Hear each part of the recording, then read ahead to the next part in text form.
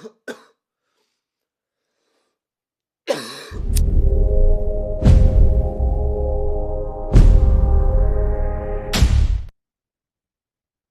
what's going on, ladies and gentlemen? Welcome back to another great episode of Chronic Series. I know it's been a while. It's been a while. Your boy been on a very busy spree. Like I always tell you guys, man, checking on my other channels, Shit Talking Time. Eventually, I'll feature all of them. That way, y'all can see what other stuff I'll be getting into outside of this. But yeah. But of course, I still been watching, bro. Of course, y'all know, from is on his way back. I actually just started a new series, that I actually what brought me back to talk, which is this show goes by the name of Monarch. A lot of people should know what it is by now. It's into the second season. It's one of those shows where I can't say I wasn't aware of, but Apple TV shows get low promotion outside the internet. They don't really get too many commercials until they get popular. So like shows like Ted Lasso, Hijack, I didn't really learn too much about them until he was already up and rolling. Apple, for some reason, they'll do a little promotion, in places where I be. So stumbled across Monarch. Um, I've been keeping up with the usuals, Law and Order SVU, Chicago PD. I watched 911, 911 Nashville, FBI, Neighborhood. Um, I think that's about it. I mean, I've been struggling over here on the show side of things. Like a lot of my TV shows is gone. They literally killed the whole DC universe on CW, so can't really watch too much of those. I was looking forward all the time, but I still find new shows here and there. Like now, I'm watching Monarch, of course. That's my newest show that I've been watching. I don't know what was going on with that half season thing with Family Guy, but Family Guy finally started. I think they're in like their fourth episode of the season. Still waiting on updates on All American. I don't know what the holdup is with that. Like, to me, it kind of scares me a little bit because TV is getting scarce. I know a lot of people is paying attention to the move, which is something to pay attention to. I don't know if you guys are aware, any of y'all cable people, but BET is about to leave. Um, I grew up Comcast, BET was channel 21 my whole life. I don't know what channel it is now. I don't have Comcast. But when I read that, I'm like, damn, BET? And they like, oh yeah, Paramount bought them out and they want to end the channel and take all their content and shows and focus it on streaming. So I'm like, damn, you know how that kind of hurt because it's like this the last BET Awards. This the last a lot of things. See what I'm saying? Like shows we hope would come back. I mean, some people are happy because now some shows might get created. Paramount is a streaming platform, so that's a little bit more simple to put together a show and put it out because they already got 50, 60 million viewers already preloaded and they can throw it on the home screen and now they can get it bubbling. So we might see some shows that have been out of circulation or we thought might be over come back. It's possible. That's what the streaming stuff is, the catch 22 with it. But as far as, people, grandmas who used to go on to BET every Sunday and watching the gospel hours and all that, like that's the stuff that, know, make me say, damn, BET, it is what it is. But hopefully I read wrong and, you know, but what I know is I don't know if it's happened, but I think in the near few months it's going to be happening. So just keep your eye on that, and that's some good detail to check into. Now, as far as this whole Monarch show, um, I understand it because I guess it was like a origin story from the creatures, Godzilla and all the rest of them guys. Now, when I came up as a kid, Godzilla was running around as a suit. and the dude, and it was some Chinese people stepping on model. You know what I'm saying? Like, so I don't know. I'm still kind of really adapting to this whole futuristic one breathe fire, one breathe ice, and like that's what I'm saying. Like, it's just a lot, man. With this whole, and I'm guessing this show was putting together everything or showing us where they came from because I do remember certain monsters had certain powers and stuff like that. The only person I don't even remember being regular was Kong because he was just a fucking ape, an oversized ape. The rest of these dudes had powers and all types of stuff. But even as I'm learning through the first couple episodes, I'm only on season one, episode four. I know season two just started, but I didn't get there yet. But season one, I'm starting to learn already. I didn't even know they had some type of animal like a big ass bat. I ain't know what that was. Like I must not have been paying attention in the movies. But it's just, you know, I'm just waiting to see where they came from. Were they mutated? Were they aliens? Because that's what they all say. Now, are they aliens? I always wonder what did they do. I thought they was bad experiments. That some ways, in some form, they all look like a creature that we have somewhat seen. Like the one that breathes ice to me look like a dinosaur, some type of dinosaur. They call it Stegosaurus or something. It looks more like a dinosaur to me. And then you got the big ass bat, and then you got an oversized ape. Then you got another dinosaur looking thing that breathes fire. So that's what I'm wondering: are these mutated experiments or something? Like that's why the show really made me want to watch because it says the legacy, so I'm guessing it's going to show us everything about these monarchs. I'm guessing. But so far so good. The show's been pretty good. I mean, of course, you got the normal stuff that goes along to making a TV show, which is people looking for people and them stumbling across information and stuff that we would want to know why they look for what they. I mean, usual TV things. You mean can't be defined too much, but it's a pretty good show, man. And to me, Apple Plus, I can't say they shows are not that good to me. They don't take a big risk on comedy too much, and they don't take a big enough risk on severity of shows. I mean, little tidbit for Apple TV, I would tell y'all to invest in bringbacks. It's a lot of money in bringbacks. Remake of Family Matters, tons of shows. That's why I think should be y'all niche. Cause I'm sorry, I mean, y'all had me with Ted Lasso. That was my shit. But a lot of the stuff that come on Apple Plus just doesn't interest me. But here we is, Hijack, same thing. Season one, y'all had me. Season two, I'm like, why did I watch this? So some of the times it is what it is. But this is the honest platform, and I'm gonna tell you how it is. I am highly, highly, highly excited for From to return. Um, like I said, I got hooked on the show pretty quick. I got the concept of it. I would just like to see what angle would they go with it next, like what direction can they go with it, or what can they do with it. You know what I'm saying? So I'm just trying to see what's going on with that. Um, then it's like really to brace myself to know that a lot of shows are in the ending. When you do the read, it's only, I look into like how many seasons it's signed for. Even though that don't mean anything, they can say at any given time that we done with this show, or we scrapping this show. That's it. But a lot of times, man, that's good information because if they contracted for five, they're gonna let it run for five, not unless the ratings in there. And 9 out of 10, I don't think I have any shows where they ever had bad ratings. It just normally always scrap because actors transitions, they want to go on to doing other stuff, they have other arrangements. So it is what it is. And I mean, that's how the TV thing works. It's just that I don't know why, to me, it seems like it's getting a less and less amount of shows.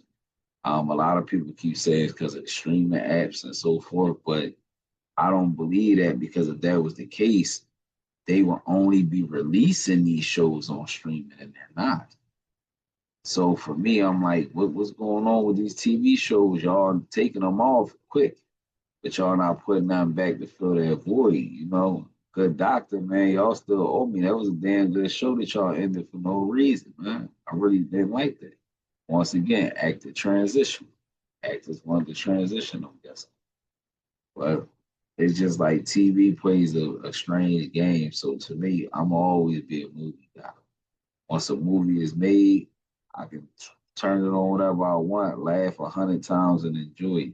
TV shows are the same, but they have it's like they get you all wrapped around like your family, and then they just kick you out. Oh, it's off the air. Contract negotiations, all types of bullshit. So it's like TV is kind of always was my first thing, but coming up as a kid, it's like I'm not gonna say a lot of our shows had longevity, but they did. I mean, I was like a mixture kid, so I used to watch stuff like I remember coming home from school. They had Fox had what they called the animation domination. I was about third or fourth grade, and I used to come home to watch Animaniacs and X Men, Ninja Turtles had their cartoons and stuff back then. But I love Saved by the Bell, and that's what I always try to tell the generation now when it comes to TV.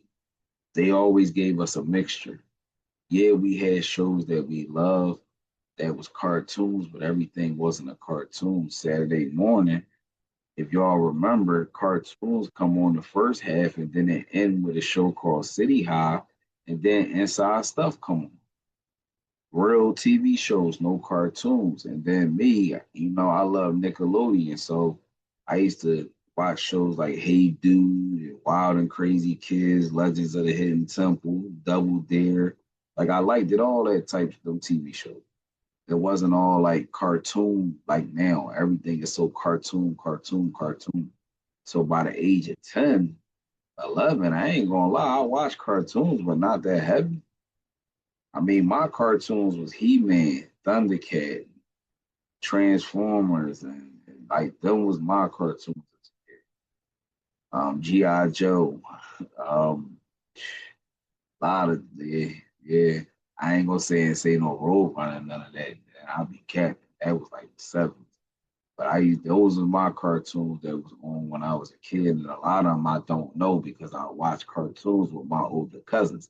So I don't even know what was on at my time. See what I'm saying? I just remember throughout the transitions of me watching anything that was cartoon like, and it always had a balance. Like I remember about third grade, second, third grade, I used to get dressed in the morning. I remember standing there in front of my mom's dresser arguing with her about putting grease on my face and brushing my hair. But I used to watch Bad Bar.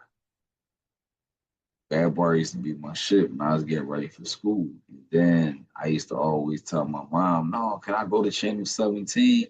And they used to have this cartoon. No disrespect. They was like the bootleg Power Rangers. They was called the VR Troopers. So I used to have, if people remember, VR Troopers used to come on in the morning before we get ready for school. So I used to want to watch VR Troopers, or I wanted to watch what's that joint? They used to have this joint called Brain Teasers. Bunch of comedians, funny as shit now, because when I look at them now, they all comedians now. But a bunch of comedians used to do these little skits and stuff early in the morning. Dressed up like dinosaur people, shit like that. It was all educational stuff. Then I remember I used to come home. I used to watch what was my man name? Encyclopedia Brown. Or my man, like I always had a mixture of, like I tell my kids, fiction and reality. See what I'm saying? Like I remember watching Bring 1010 K9 Cop. See what I'm saying? I remember Saturday nights hyped to watch Are You Afraid of the Dark? See what I'm saying? Like it was like life, and this is all before, this is like 10, 11, 12. This ain't no teenage. By teenager, I was straight movies. I remember 13, 14. I'm paid in full, all that shit. Like I'm straight movies to the death. I always been movies. Like I used to like movies. That's why the cinema side is better with me because movies was more relevant back then to me than TV shows. When you're a kid, you might get a VCR in your room if you're lucky. But catching a TV show, I mean, you gotta go to channel 89 and watch the TV guide go up slow as shit to see what movie's coming on. And if you missed your channel, you gotta sit there and watch it again until it come back up again. You couldn't just hit God back then. Or you had some bougie people who used to actually get the paper TV guide, and they already knew what was coming on for the time that month. So it was choices. I used to use the guide that scroll up. I ain't get digital cable till about the early thousands, like 2000, maybe 99, 2000. We got digital cable, maybe late 90s, early thousands. They came through with the digital. We always had Comcast. Wade was in the hood. Pop Vision was in the hood. But remember, the nicer areas always had Comcast. Uptown and Northeast, Willow Grove, we always been Comcast. I ain't never had that shit up here. I remember my grandma and them had weed, but that was out West Philly. And then I know all the niggas that lived in the projects that had cable had Pop Vision. Yeah, I remember all that shit. But no, we always had Comcast. As long as I ever known, us having cable, we always had Comcast. We got cable in like '88, if I can remember, because I remember we had like this wooden box. It was like black and wooden, and it had numbers on the front. I'm like, what's that? My dad like, don't worry about it. Just don't be playing with the TV. And I remember the box had the indent in the top of it where you could sit your remote up there so it don't get lost. Then it had the numbers up top in case you lose the remote. I remember we first got it because I remember we used to watch MTV all day. Why I don't know. And that's back when your MTV raps used to come on and all that shit. I remember that shit. But as far as when it came to TV shows, like I said, even as a kid, I didn't really care for just pure cartoons. Not only at that, if y'all remember, our life was kind of limited because Cartoon Network wasn't around in our era. I was a grown man when Cartoon Network came. Maybe I want to say maybe at least late teen. We didn't have a Cartoon Network. When I went to bed at night, I had to watch Nick at Night, Green Acres, Dick Van Dyke, I Love Lucy, My Three Sons, Happy Days, Honeymooners. That was my nights as a kid. We ain't had no cartoons, not unless your folks had some tapes that you can pop in. Outside of that, you gonna watch some movies on HBO and all that stuff. And if any of y'all remember this, after about 1 o'clock, them channels your parents paid for hit the beep, and that's how it sound all the way till 5, 6 o'clock in the morning when the channels start coming back on. Yeah, that stuff used to turn off. A few channels, HBO used to do it. Prism, which is known as Stars now. A lot of them channels at a certain time of night they go dead. See what I'm saying? So you was stuck. Nickelodeon never did that, man. Nick at Night played all night. I remember I used to get up in the morning because like I knew how I used to know the time by the TV. I knew whenever Happy Days come on, my dad was about to get up and get ready for work. I already because Happy Days was the last show to come on before it flipped back to cartoons. And then you got cartoons the rest of the day, like the Tasmanian Devil come on in the morning and stuff like them Jones. But certain channels, for y'all people that did have cable, I know how y'all feel too, because I know for a fact how y'all know that the day was about to start. First off, after 1 o'clock, you get nothing but straight infomercials, aka paid programming.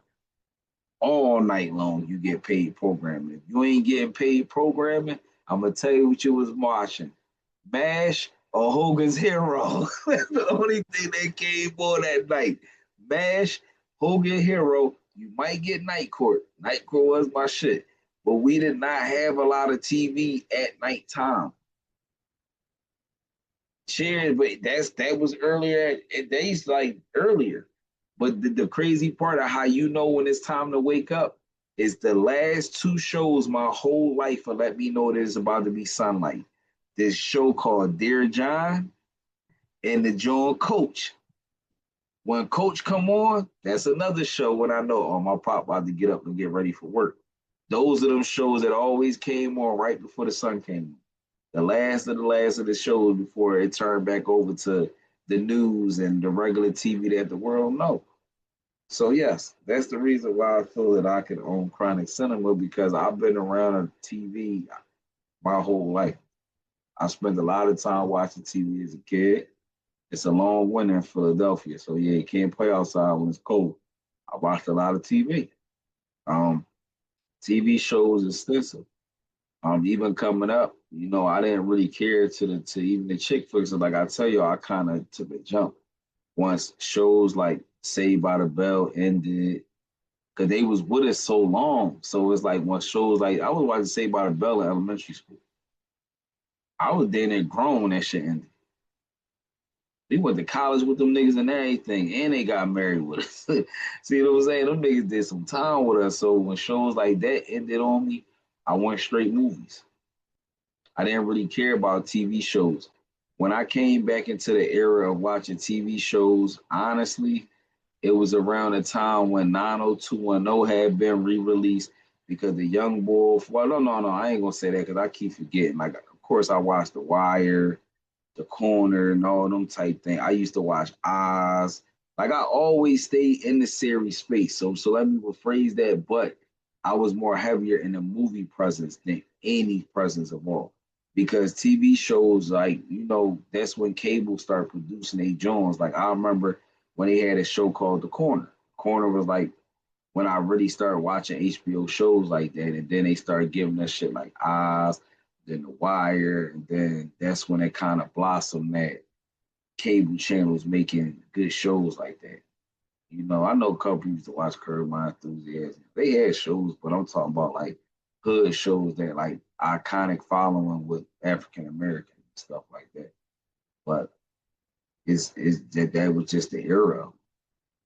And even at that time, like I said, life was different by then because by the time the wire and all that stuff was made, we had digital cable. You could watch on demand. You had channels that run all night long because how they started to do it. And I'm gonna show y'all how the cable company used to dupe us back in the day. So y'all remember when I told y'all about at this certain time they go beep. See what the cable company decided to do was start to introduce something called HBO 2, HBO 3, HBO 4. When all reality, HBO 1 and HBO 2, they just made it 4 channels. They ran the HBO 1, HBO 2 East Coast, HBO 1, HBO 2 West Coast. So if y'all know the time lapse, it's always going to be hours behind. And that's how cable companies found how to fill that void. Because the West Coast shows, yes, you can rewatch stuff. So a lot of people then complain, all right, well, damn, I could take my family out to eat and come back on, and it'd be coming on the West Coast channels by the time we get home. It was brilliant. Nobody complained. And then next thing you know, they started to just sneak more and more channels in, more and more and more. And then I remember when they decided to say fuck it and say we're gonna break it down. HBO Family, HBO Zone, HBO this, and they start breaking stuff down like you see now. Stars Black, Stars Western, like everything started getting broken down into pieces. I watched it. I mean, I understand why they did it and I appreciate it because what it did is that's when cable got culture. Now it's not like when I was coming up where I gotta sit there living in fucking Philadelphia watching movies like Weekend at Bernie's or shit like that. I didn't mind it, but that's the way programming was. The program was focused more to the lighter people who was paying cable really, really had cable. They was the vast majority because it was a luxury. So of course you're gonna see more of their movies when they break the channels down. Now everybody can see their movies all the time. It was kind of ignorant, but if you want to watch Stars Black all day, you can watch Stars Black all day. You only gotta watch black-owned movies and black creative movies. Everything dealing with African Americans. I mean, I liked it. My dad actually used to watch Stars Westerns all day long. Love Stars Westerns. And it was cool for me because now my dad got a channel where he can watch Westerns all day long. And he can get to it without me telling him you got to get a fire stick and do this and do that. So I liked it the way they broke it down, but that's how they was able to create all these hundreds of channels to tell people that they giving us all of these channels. And the last little tidbit I'm gonna give y'all is just knowing who actually owns these channels. I know a lot of people, somebody told me like everybody owns the channels. No, it's not. It's like 5 or 6 people. Every single channel we look at on TV throughout the years, they was scattered around. Stars probably was some little company out in the middle of nowhere. Then they got purchased by this channel, and then they bought this channel and this channel and this channel. Discovery, don't get it fucked up. Discovery Channel own a lot. The people who own Discovery Channel, they own a lot of channels. Some you'll be very surprised. That's why you see commercials for a lot of stuff come on Discovery Channel that don't got nothing to do. Discovery Network, it's crazy. If you pay attention, man, they got enough content to have an app bigger than anybody. Netflix, any of them, and they own all that shit because they all they shows. See what I'm saying? So pay attention, man. This TV stuff go deep, man. Y'all just put some stuff there in the comments. I'll get deeper into it with y'all. I know so much about television because, like I said, I watch TV, but I always cared about the other side of it too. The production and stuff like that. So when Google came along, damn right. I remember when I first got the internet, the first websites I went to was like HBO.com, Showtime.com, NBA.com, because it wasn't really websites. This was like 97. Everybody had a website back then, but I'm telling you who did. The ones I just named, HBO.com existed back then. Um, Showtime.com, like a lot of them TV channels had their domain names early.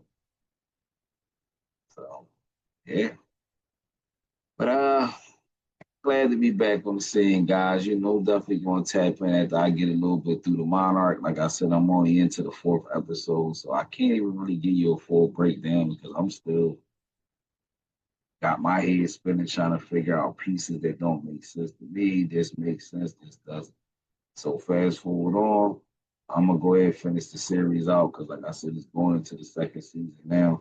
I'm gonna probably tap back in and do an episode of a season 1 breakdown once I get all the details going on with season 1. Right now, I'm just really hoping to see if they gonna find a dad alive or at least some remnants of him because they keep killing me with all this finding bits and pieces, and then now they done got took back to civilization. Like it's just a lot, man. And to be going on in the 4 shows, I mean, to me, it's pretty cool. But to tell people this is the beautiful thing when you making shows with CGI. Now, a lot of people find against CGI, but think about it. How can you make a show as exciting and adventurous each time? CGI. The monsters, man, they on this joint tripping. And it's like they know what they doing or something. Like it's just really strange the way they moving. But to me, it seems like I'm watching the movie broken down in pieces, which is why I do like it. If they ran it all together in one thing, I would be a hell of a 10 hour and a half movie. But I do like that it has that cinematic feel in every single episode. And to me, that's very rare in the show. So Monarch definitely did a thing. And here I go again, giving Apple Plus credit. But yeah, they did a thing because it has a cinematic feel every single episode. I like it, not a TV show. So for that reason, I'm gonna definitely tell y'all, man, go check out that Monarch, man. It's definitely a good show. Ain't got nothing to do. You need a new one, check it out. Or just check it out because I said so. And as always, man, if you ever subscribe to the channel, please make sure you do. Please make sure you smash that like button. And as always, I'll see you guys next time.